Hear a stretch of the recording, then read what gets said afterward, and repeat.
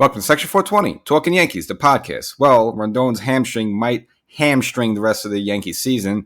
Yankees split the series against the Houston Astros, which normally you say if you could take 2 for 2 against Houston in a 4-game series, normally you'd sign up for that. But really an opportunity Yankees blew to really make a statement, make a big comeback, but instead have to settle for a split. And now on top of that, Rodón had to leave the final game early with a tight hamstring. Going to get an MRI, and if he's going to be out for any significant amount of time, you pretty much have to consider the season gone. So we'll get into the whole Houston series, but before we do, make sure you subscribe to the podcast. Even though it looks like it might be useless baseball, but there is still baseball left. Let's see if the Yankees have a run with them and get caught up. All news and notes, updates, little cool stories, whatnot for you podcast subscribers, so make sure you subscribe.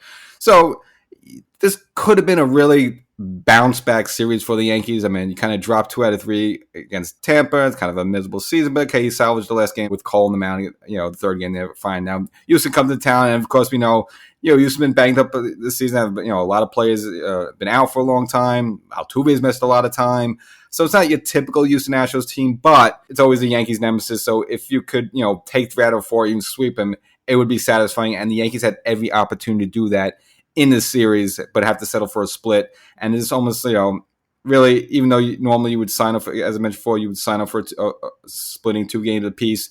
Really, it's bad because it's the 2 games that the Yankees lost and the way they lost it, and for the fact now that Rodón possibly might go on the IL, which with time's running out. There's only about 2 months left, and not really about less than 2 months left. Time's running out, and so if he's going to be on the IL and he's gone for 2 or 3 weeks, you could pretty much kiss a good, solid wild card run goodbye, because you're going to need that starter there. Just with the fact that Severino's completely lost right now. As we know, Herman's gone. Maybe he's at an AA meeting or something, but he's going to be gone for the rest of the season.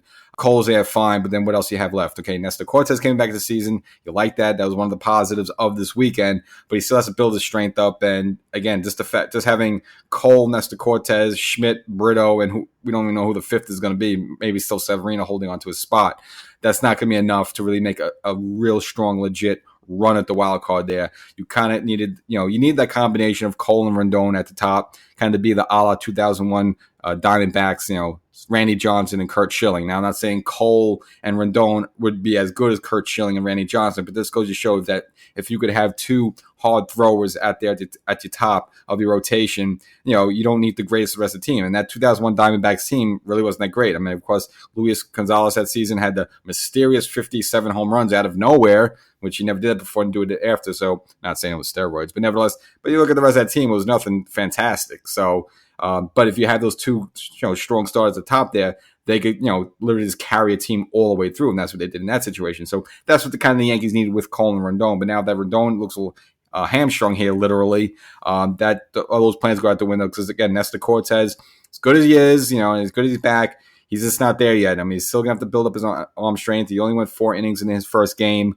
And they're going to build him up slowly, but he's not there yet where once he gets ready, it's just going to be too late. So, a lot's going to hang on this Rodón MRI coming up on Monday. And, the frustrating point is that, the Yankees did some good things in the series. I mean, they beat Christian Javier, at least knocked him out of the game early. And that's the guy that the Yankees couldn't even touch. I mean, he was part of that combined no-hitter last year at Yankee Stadium. He threw 7 of those innings. He's also dominated the Yankees in the playoffs. I mean, he kind of made it look easy. He didn't break a sweat there. So, for the Yankees to knock him out of the game, have a lead in the game now, the Astros would come back in that first game. So Yankees put a 3 spot on the board early. 3-0 thanks to home runs by Stanton as well as Billy McKinney. And Yankees are 6-0 when Billy McKinney hits a home run. So there's a random stat there. Now, the Astros did come back in a game and would tie it in the 5th thanks to a home run by Kyle Tucker off for Wandy Peralta. And Peralta had a bad series, gave 2 killer home runs, but really the Sunday one was the big killer.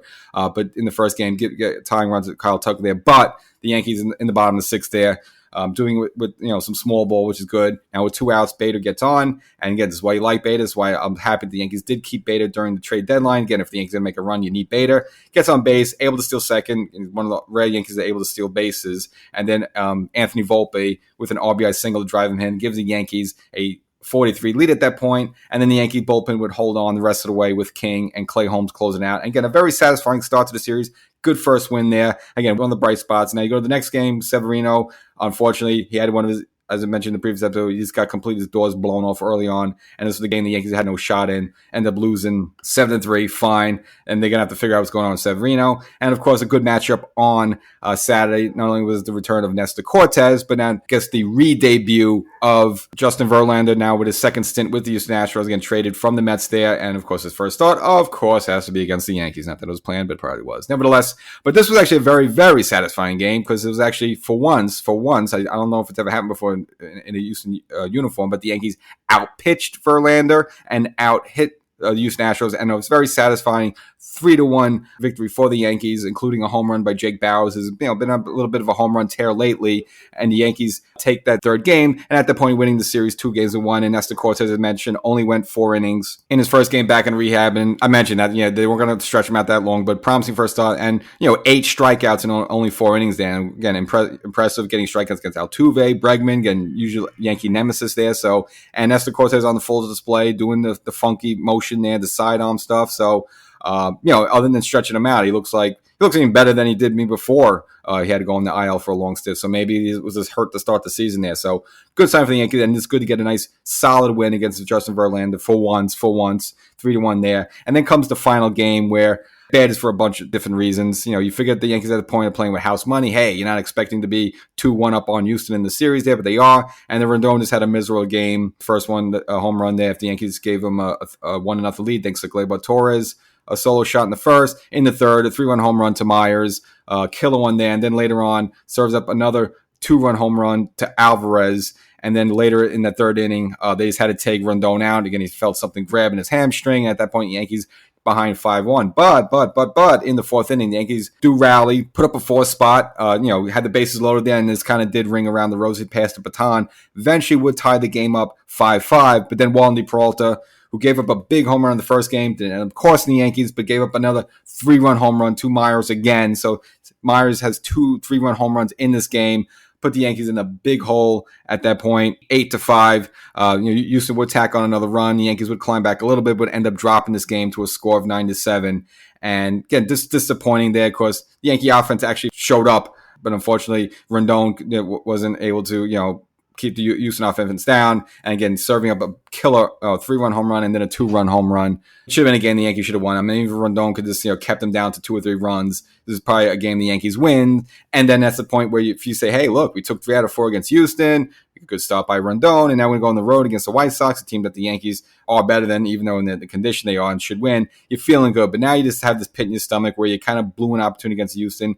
And I understand you take a step back, and if you figure, wow, Tampa Bay and Houston, 2 teams that are clearly better than the Yankees, if you could kind of go 3-4 on the homestand, even though it's 1 game behind 500, maybe you sign up for that. You can kind of see that, but just the way this all played out, really overall, I got to say it's a bad homestand for the Yankees. I mean, the first 2 games against Tampa, completely flat, completely lethargic. They have the non-active trade deadline. Okay, they don't get anybody, but they don't sell anybody. Just kind of stand pat. Okay. And then it comes this Houston series where got off to a good start, but then more bad news about Severino. You have Stanton that, ugly, can't even run anymore, as I kind of covered in the previous podcast episode. And then he's losing here where you have Rodón out, possibly, if he has to go into IL. And then, again, you could kind of kiss the season goodbye. So Yankees in a tight spot. So I think this is all going to come down to how this MRI reads out and if the Rodón's going to be on the IL for any significant amount of time. Now, after the game, he said at this moment he feels okay. It did grab him during the game. That could be out there in the heat of competition and everything. He's sweating and stuff. Okay. And after the game, he felt fine. We'll just have to see, but not a good sign for the Yankees. So, again, we'll just have to see the results of this MRI because without him, it's just not enough. Severino, he's just not going to find it all of a sudden. You have to count out. Good to see Nestor Cortes back, but the arm strength isn't built up yet for him to kind of, someone you can rely on him and Cole going out there. And look, all things being equal, if Rodón's on top of his game, he's probably a better pitcher than Nestor Cortes, slightly. So it needs to be Rodón and Cole there at the top. Cole and Nestor is just not enough. And then you go after that, you got a shaky Severino, Schmidt, who, hey, look, he's gutty, and he gutted out in that first game against Javier. So he's doing his job, but he's not a top flight pitcher, right? He's a number 4, number 5 starter at best. You can't depend on him. And then after that, what do you got? Again, Johnny Brito. And did good in relief in this finale game on Sunday, but he's not someone out there. He's not a horse you can rely on. So Yankees are in big trouble if Rodón's not ready. So as for the team right now, a little bit more miserable. Time's running out, and by next week we're going to be in double digits in terms of dates in August, and then next thing you know it's September, and just again time's running out for the Yankees. I know the wild card's still within an earshot, but if you don't have Rodón, that's bad news. So they're going to wrap it up from here. Now the team's going to move on to Chicago for a little bit of road trip. So start off right away on Monday, 3 in Chicago, get a game off on Thursday, then go down to Miami. And look, it's not really a typical pushover Miami team. I mean, they are a couple games over 500, and the Yankees are only maybe 1 or 2 games better than them. So who the hell the Yankees are saying anything? So it's not going to be a total cakewalk as it might have been years back going down there to Miami. So they got to deal with them. And then afterwards, they go to Atlanta to deal with the Braves, which are probably either 1 or 1A, best team in baseball. Again, the first team to reach 70 wins, and the Yankees are going to be the road team there, so could be a possible bloodbath there. So the Yankees got to at least get these games against the White Sox and maybe hope for 2 out of 3 against Miami, and then just hold your breath in Atlanta and just don't get swept. So that's where you're at with the Yankees right now.